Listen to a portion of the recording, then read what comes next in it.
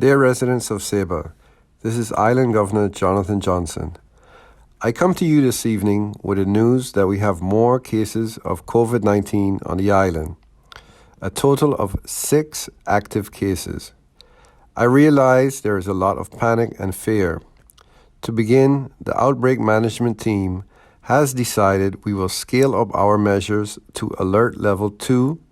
This means there will not be a lockdown as was done last year. Lockdowns are done when there is local transmission on island and we do not know where the source comes from. This is not the case. The cases of today are imported. That is why the close contacts are being tested.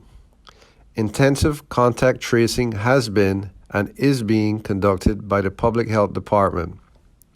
So far, this has led to around 50 contacts ranging from close contacts to low-risk contacts.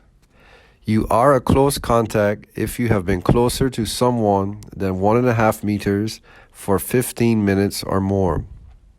This, however, is still very dependent on the circumstances of the type of contact that someone had, which will be assessed by the public health. We continue to contact trace, test, and isolate or quarantine. The positive cases that we have on island now are identified in 2 separate incidences unrelated to each other. The scaling up to level 2 means that as of today, masks are strongly recommended in public places.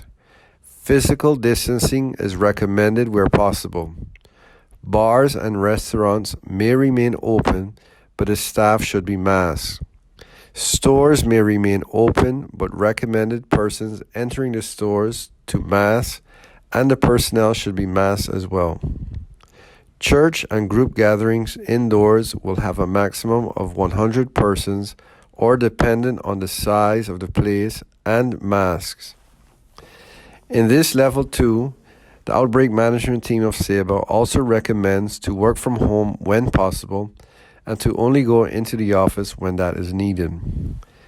At the moment, the contact tracing of the Public Health Department has identified the source of the current 2 unrelated incidences on Saba as being imported.